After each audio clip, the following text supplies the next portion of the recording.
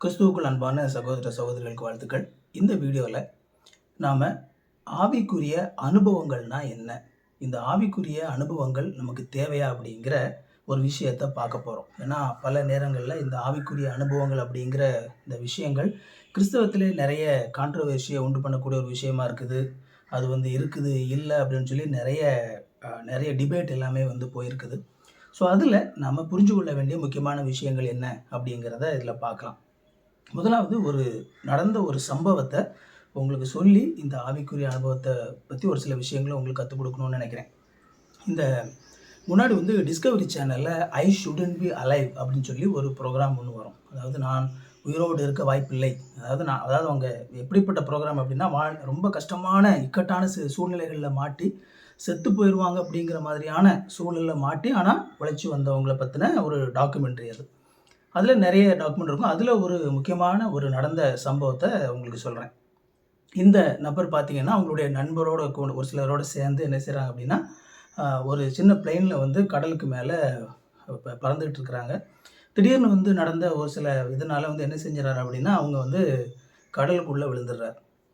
நடுக்கடலில் உள்ள தள்ளி கடல் உள்ள தள்ளி விழுந்துடுறார். பொதுவாக கடலில் உள்ளே போனவங்களுக்கு தெரியும், கடலில் ஒரு குறிப்பிட்ட தூரத்துக்கு தாண்டி நீங்கள் உள்ளே போயினீங்க அப்படின்னா கடலில் எந்த ஒரு அலையுமே இருக்காது. ரொம்ப அமைதியாக அப்படியே இருக்கும். அது மட்டும் இல்லாமல் நீங்கள் அதில் உள்ளே விழுந்துட்டீங்க அப்படின்னா உங்களுக்கு எல்லா பக்கமும் தண்ணி மட்டும்தான் தெரியும்.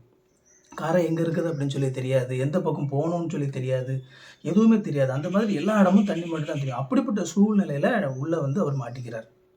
அவருக்கு என்ன பண்ணுறதுனே தெரில. அவர் கிட்டத்தட்ட ஒரு நாள் அப்படியே நீச்சல் அடிச்சுக்கிட்டே இருக்கிறாரு. எந்த பக்கம் நீந்தணும்னு அவருக்கு தெரியாது. ஏன்னா எங்கே கரை இருக்குதுன்னே தெரியாத அப்படியே நிறைய பேர் அவங்கள தொலைஞ்சு போயிட்டார் அப்படிங்கிறத தெரிஞ்சு தேடலாம் தேடுறாங்க. பட் ஆனால் அவரை கண்டுபிடிக்க முடியலை. கிட்டத்தட்ட ஒரு நாள் கழித்து அவர் ரொம்ப டயர்டாகி ஒரு நாள் ராத்திரி எல்லாம் இது பண்ணிவிட்டு அப்படியே நீச்சல் அடிச்சுக்கிட்டே இருக்கிறாரு.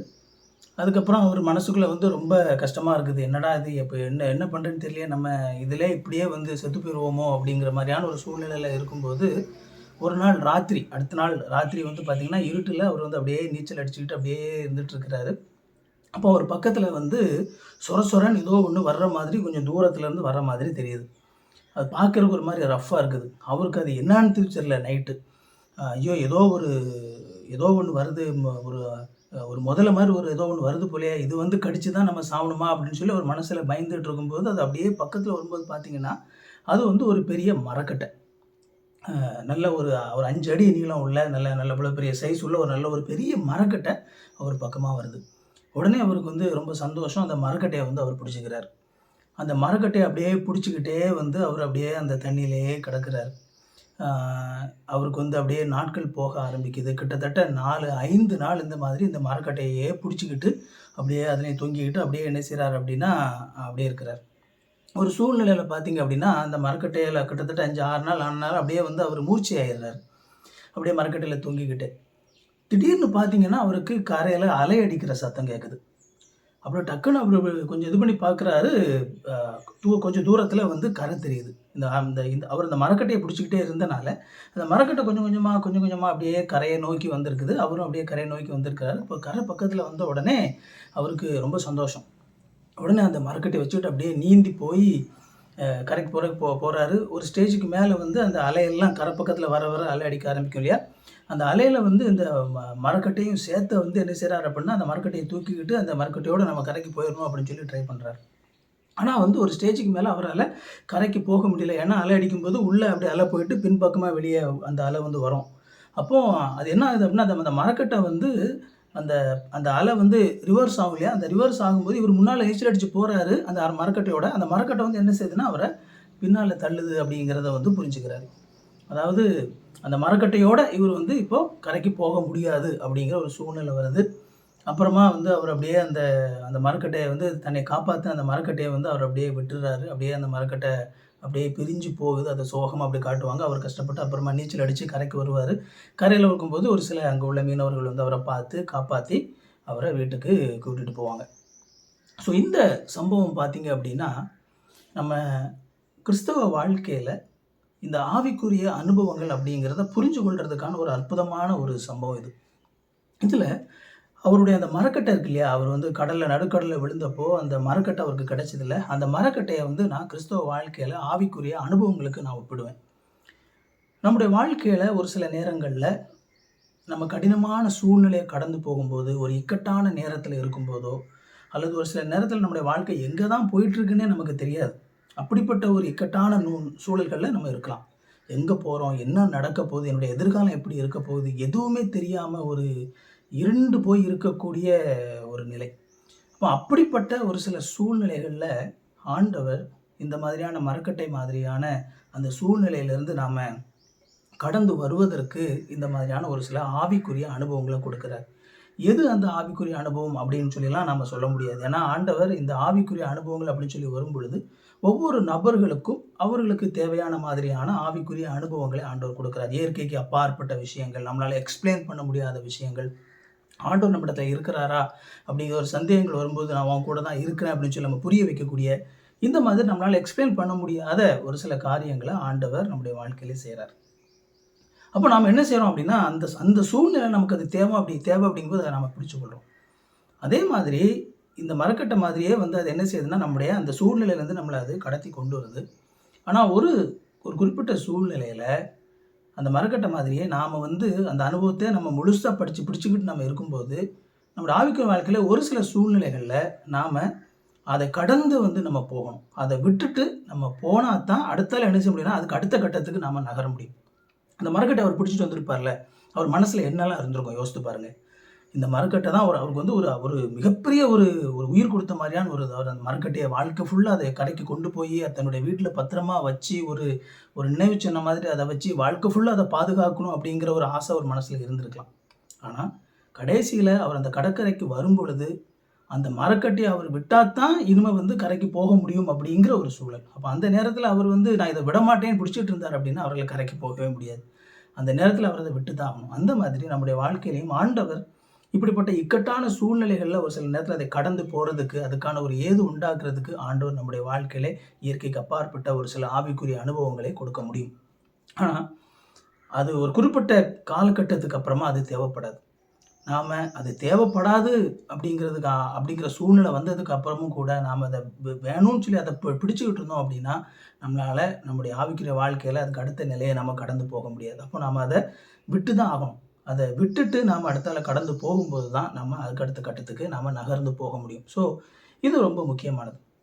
அடுத்ததா 2வது இன்னொரு கண்ணோட்டத்துல இந்த ஆவிக்குரிய அனுபவங்கள பத்தி உங்ககிட்ட பேசணும்னு சொல்லி நினைக்கிறேன்.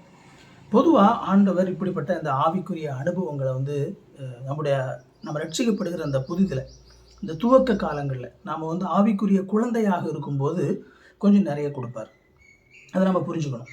ஏன்னா ஆண்டவர் அந்த தொடக்க காலங்களிலே வந்து நாம முழுவதுமாக வந்து அவர நாம நம்பணும். அவரிடத்துல இன்னும் அதிகமா நெருங்கி போகணும் அப்படின்னு சொல்லி ஆண்டவர் ஆசைப்படுறார். அப்ப நம்ம குழந்தையா இருக்கும்போது ஆண்டவர் நமக்கு நெறைய செல்லம் குடுப்பார். இயல்பா நடக்கிறது தான். நம்ம வந்து நம்ம வீட்ல நம்ம ஒரு ஒரு குழந்தை நம்ம பொறக்கும்போது, அந்த சின்ன பேபி நம்ம பொறக்கும்போது, அந்த பேபிக்கு வந்து நம்ம எவ்வளோ செல்லம் குடுக்குறோம் இல்லையா? ரொம்ப நல்ல செல்லம் குடுத்து நாம அந்த பேபிய வந்து நாம வளர்க்குறோம். அந்த பேபிக்கு வந்து நம்மளால என்னென்ன செய்ய முடியுமோ, அதெல்லாம் நம்ம செய்றோம். ஒரு 1 மாதம் ஆன பேபிய பார்த்து யாரும், நீ பொறந்து 1 மாசம் ஆச்சு. உன்னால ஏதாவது பிரயோஜனம் இருக்குதா? சும்மா கைய கால ஆட்டிக்கிட்டு, சும்மா சாப்பாடு மட்டும், பால மட்டும் குடிச்சிட்டு கிடக்குற, அப்படின்னு சொல்லி நம்ம சொல்ல மாட்டோம். ஏன்னா நமக்கு தெரியும், அந்த பேபியால ஒண்ணும் செய்ய முடியாது அப்படிங்கிறது நமக்கு தெரியும். ஸோ, அதனால அந்த பேபிக்கு நம்ம அதிகமான செல்லம் குடுப்போம். ஒரு வயசு இருக்கிற ஒரு பேபி, வீட்ல சாப்பிட மாட்டேன் அப்படின்னு சொல்லி அடம் பிடிக்குது அப்படின்னா, நம்ம அப்படியே வெளிய கூட்டிட்டு போயி, அங்கங்க அதெல்லாம் வேடிக்கை காட்டி, "இத பாரு, அத பாரு" அப்படிலாம் சொல்லி நம்ம என்ன செய்வோம் அப்படின்னா, சாப்பாடு குடுப்போம். ஆனா, ஒரு 20 வயசு பையன் இதே மாதிரி நான் சாப்பிட மாட்டேன் அப்படின்னு சொல்லி அடம் பிடிச்சுட்டு இருக்கிறான் அப்படின்னா, நம்ம அவன கைய பிடிச்சு அவன வெளிய கூட்டிட்டு போய், "இந்த பாரு ராசா, அத பாரும்மா" அப்படின்னு சொல்லி சாப்பாடு குடுக்க மாட்டோம். ஏன்னா 20 வயசு அப்படிங்கிறது நல்ல வளர்ந்த ஒரு வயது, பக்குவப்பட்ட ஒரு வயது. அப்ப அவங்களுக்கு வந்து நம்ம ஒரு சாப்பாட குடுக்குறோம் அப்படின்னா, அவங்க அத சாப்பிடணும் அப்படிங்கிற ஒரு எதிர்பார்ப்பு. அந்த மெச்சூரிட்டி அவங்களுக்கு இருக்கணும். இல்ல எனக்கு எங்க அம்மா எனக்கு நான் ஒரு வயசுல இருக்கும்போது என்னை வெளிய கூட்டிட்டு போய் சாப்பாடு குடுப்பாங்கல்ல, அதே மாதிரி தான் 20 வயசுலயும் என்னை வெளிய கூட்டிட்டு போயி, எனக்கு வந்து அத இதையும் காட்டி எனக்கு செல்லமா சாப்பாடு குடுக்கணும் அப்படின்னு சொல்லி ஒரு நபர் நினைத்தார் அப்படின்னா, அது வந்து எவ்வளவு பைத்தியக்காரத்தனமான ஒரு விஷயமா இருக்கும் அப்படின்னு சொல்லி நம்ம புரிஞ்சுக்கணும். ஸோ, நம்ம தொடக்க காலங்கள்ல நம்ம ரட்சிக்கப்பட்ட அந்த புதிதில நம்ம குழந்தையாக இருக்கும் பொழுது, ஆண்டவர் நமக்கு பல விஷயங்கள்ல அது மாதிரியான அனுபவங்கள் குடுப்பாரு. நம்ம ஜெபம் பண்ணும்போது உடனே நமக்கு கிடைச்சிரும். நம்ம ஏதாவது ஒண்ணு கேட்டிருப்போம். அடுத்த நாளே நமக்கு கிடைச்சிரும். இந்த மாதிரி வந்து ஆண்டவர் துவக்க காலங்கள்ல நம்ம வந்து அவர தன் பக்கமாக அவர் நம்மளை இழுத்து கொண்டு வருவதற்காக ஆண்டவர் என்ன செய்வார்னா, அதை செய்வார். ஆனா, நம்ம பக்குவப்பட கொஞ்சம் கொஞ்சமா அந்த மாரியான விஷயங்கள ஆண்டவர் கட் பண்ணிட்டே வருவாரு. ரொம்ப முக்கியமா ஆண்டவர் என்ன நம்மட்ட எதிர்பார்ப்பார் அப்டின்னா, நம்ம இந்த இந்த அனுபவங்கள் இருக்கு இல்லையா? அந்த மாரியான அனுபவங்களுக்கு அப்பாற்பட்டு, நாம ஆண்டவருடைய வசனத்தை சார்ந்து கொண்டு, அவருடைய வார்த்தையை நம்பி நம்முடைய ஆவிக்குரிய வாழ்க்கையில தொடர்ந்து நம்ம பக்குவப்படணும் அப்டிங்கிறது ஆண்டவருடைய ஆசை. அதுதான் ஆண்டவர் நம்மிடத்துல எதிர்பார்ப்பார். நம்முடைய விசுவாசத்தினுடைய அடிப்படையிலே, ஆண்டவருடைய சத்தியத்தினுடைய அடிப்படையிலே நாம நம்முடைய வாழ்க்கையை அமைத்துக் கொள்ளணும். நான் அதாவது இந்த அனுபவங்கள் அடிப்படையில நம்முடைய வாழ்க்கை இருக்கக்கூடாது. கொஞ்சம் கொஞ்சமாக அவருடைய வார்த்தை அடிப்படையிலே, அவருடைய சத்தியத்தினுடைய அடிப்படையிலே நம்முடைய வாழ்க்கையை நாம தொடர்ந்து வாழ பழகணும் அப்படிங்கிறது தான் ஆண்டவருடைய ஆசையாக இருக்கும். அதுதான் பக்குவமும் கூட. யோசித்து பாருங்க, நம்ம வேதாகமத்தில நம்ம வாசிக்கிறோம். மந்தையிலே மாடுகள் இன்றி போனாலும், தொழுவத்திலே ஆடுகள் இன்றி போனாலும், என்னுடைய களஞ்சியத்திலே தானியங்கள் இன்றி போனாலும், நான் கர்த்தருக்குள் மகிழ்ச்சியாக இருப்பேன், என் தேவனுக்குள் களி கூறுவேன். இதுதான் வந்து பார்த்தீங்க அப்படின்னா பக்குவப்பட்ட ஒரு மனது. இதெல்லாம் இருந்துச்சு அப்படின்னா நான் ஆண்டவருக்குள்ள சந்தோஷமா இருப்பேன் அப்படிங்கிறது இல்லை. ஒருவேளை இதெல்லாம் இல்லாமல் போயிட்டாலும் கூட நான் கர்த்தருக்குள் மகிழ்ச்சியாக தான் இருப்பேன், என் தேவனுக்குள் களி கூறுவேன்.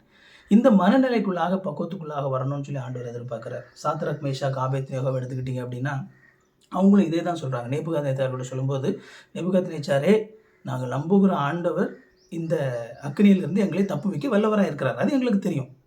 ஆனால் அவரால் அதை தப்புவிக்க முடியும் அப்படிங்கிற ஒரு காரணத்துக்காக கண்டிப்பாக ஆண்டவர் எங்களை தப்புவிப்பார் அப்படிங்கிறது எங்களுக்கு தெரியாது.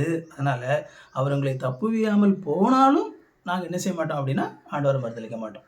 இதுதான். அப்போ இந்த இடத்துக்கு நாம் பக்குவப்பட்டு வரணும் அப்படின்னு சொல்லி ஆண்டவர் எதிர்பார்க்குறார். நம்ம புதிய ஏற்பாட்டுக்கு நம்ம வரும்போது பவுல் அழகாக சொல்கிறாரு, நான் உயர்வாக இருக்கவும் நான் போதிக்கப்பட்டேன், தாழ்வாக இருக்கவும் போதிக்கப்பட்டேன், நான் வந்து எல்லா சூழ்நிலையிலும் மனரம்யமாக இருக்க கற்றுக்கொண்டேன் அப்படின்னு சொல்லி வந்து பவுல் சொல்கிறார். அப்போ இந்த பக்குவத்துக்குள்ளே வரணும். இந்த ஆவிக்குரிய அனுபவங்கள் அப்படின்னு சொல்லி வரும் பொழுது நம்ம ஒவ்வொரு நபர் வந்து இது மாறுபடலாம். ஒரு சில நபர்களுக்கு வந்து அது தேவைப்படும், ஒரு சில நபர்களுக்கு அது தேவைப்படாது. அதனால் நம்ம வந்து இதில் வந்து என்னுடைய வீடியோவில் எப்போவுமே இந்த எஸ்ஆர்னோ பதில் எதிர்பார்க்காதீங்க. நான் அந்த எஸ்ஆர்னோ பதில் ஆமாம் இருக்குது, இல்லை அப்படிலாம் நான் சொல்ல மாட்டேன். எல்லா விஷயத்தையும் அனலைஸ் பண்ணி பார்க்கணும். அப்போது உங்களுக்கு வந்து ஒருவேளை ஆவிக்குரிய அனுபவங்கள் இல்லாமல் இருக்கலாம், இன்னொரு நபருக்கு வந்து அந்த ஆவிக்குரிய அனுபவங்கள் இருக்கலாம். நாம் வந்து ஆவிக்குரிய அனுபவங்கள் இருக்கிற நபர்களை வந்து அவங்க ஒரு சில விஷயங்களை சொல்லுவாங்க. இந்த மாதிரி ஒரு சில அவங்களுடைய வாழ்க்கையில் நடக்கிற ஒரு சில நபர்களை அவங்க அந்த மாதிரி ஷேர் பண்ணும்போது, நம்ம உடனே வந்து அவங்கள வந்து ஒரு மாதிரி நம்ம ட்ரீட் பண்ண வேண்டிய ஒரு அவசியம் இல்லை. ஏதோ வந்து ஆவிக்குரிய அனுபவங்கள் ஒரு நபர் சொல்லும் பொழுது நம்ம புரிஞ்சிக்க வேண்டிய ஒரு உண்மை என்ன அப்படின்னா, அந்த நபருக்கு அது தேவைப்படலாம். ஆண்டவர் ஒரு நபருக்கு அது அவங்களுக்கு அது தேவைப்படுது. அதனால் ஆண்டவர் என்ன செய்கிறாருன்னா, ஒரு சில சூழ்நிலையில் ஆண்டவர் வந்து ஆண்டவர் அவங்களுக்கு அனுமதிக்கிறாரு. ஒருவேளை உங்களுக்கு அது தேவையில்லை. இந்த மாதிரி தான் சூழல் இருக்கும். அதனால் எந்த ஒரு சூழ்நிலையிலையும் நம்ம செய்ய வேண்டியது என்ன அப்படின்னா, நம்ம அன்பாக மற்றவங்களை ஏற்றுக்கொள்ளணும். ஓகேவா? ரெஸ்பெக்ட் பண்ணணும். நம்ம இந்த ஒரு விஷயத்தை வச்சுட்டு நாம அவங்கள வந்து ரெஸ்பெக்ட் பண்ணாமல் இருக்கிறது. ஏன்னா ஒரு சில பேர் வந்து ஆவிக்குரிய அனுபவங்கள்னாலே அது தவறான ஒரு விஷயம். அது ஆண்டவர் கொடுக்கவே மாட்டார். அது எல்லாமே பொய் தான், போலி தான் அப்படிங்கிற ஒரு மனநிலையில நாம் இருக்கும்போது அது என்ன ஆகும் அப்படின்னா, அந்த மாதிரி ஒரு நபர் ஒரு விஷயத்த சொல்லும்போது நம்ம இமிடியேட்டா வந்து அப்படிப்பட்ட நபர்களை வந்து வெறுக்க ஆரம்பிச்சிடும். நாம வந்து அவங்கள அன்பாக அவங்கள ஏற்றுக்கொள்ளக்கூடிய அந்த மனப்பக்குவம் நமக்கு இருக்க மாட்டேங்குது. ஆனா, இயேசு கிறிஸ்துவை சொந்த இரட்சகராக, ஆண்டவராக ஏற்றுக்கொண்ட எந்த ஒரு நபரையும் வந்து நாம மரியாதையோடு நம்ம நடத்தவும், அவர்களை மரியாதையோடு ஏற்றுக்கொள்ளவும் நமக்கு முதலாவது தெரியணும். So, there is no reason to be disrespectful. There is no reason to be unkind. ஓகேவா? நாம் மரியாதை குறைவாக ஒருவரை நடத்துவதற்கும், நாம் கனிவற்றவர்களாக இருப்பதற்கும் எந்த ஒரு காரணமும் கிடையாது. எப்பவுமே முதலாவது அதை வந்து நம்ம புரிந்து கொண்டு அவர்களை நாம் ஏற்றுக்கொள்ளணும். ஒருவேளை ஒரு சக கிறிஸ்தவரை நீங்கள் பார்க்குறீங்க அப்படின்னா, உங்களுடைய மனசில் ஒன்றே ஒன்று தான் இருக்கணும். How can I serve him? How can I serve her? நான் எப்படி அவங்களுக்கு சேவை செய்ய முடியும்? நான் எப்படி என்னுடைய அன்பை அவர்களுக்கு காட்ட முடியும்? நான் எந்த விதத்திலையும் அவங்களுக்கு உதவி செய்ய முடியும்? இந்த ஒரு கண்ணோட்டத்தோடு நீங்கள் சக கிறிஸ்தவர்களை நீங்கள் பார்க்க பழகிட்டீங்கனாலே, நம்முடைய வாழ்க்கை அப்படிங்கிறது பக்குவப்பட்ட ஒரு விஷயமா இருக்குது. ஏன்னா வேதாந்தத்தில் நம்ம பார்க்குறோம், ஒருவரை ஒருவர் கனம் பண்ண முந்திக் கொள்ளுங்கள் அப்படின்னு சொல்லி ஆண்டவர் சொல்கிறாரு. அதனால் you should be respect every one. அதனால் அதை நம்ம புரிந்து கொள்வோம். இந்த ஆவிக்குரிய அனுபவங்களை பற்றி நான் பேசின இந்த விஷயம் உங்களுக்கு ஒரு புரிதலை கொடுத்துருக்கோம் அப்படின்னு சொல்லி நினைக்கிறேன். ஆண்டவர் உங்களை ஆசீர்வதிக்கட்டும். இன்னொரு வீடியோவில் நம்ம சந்திப்போம். தேங்க்யூ.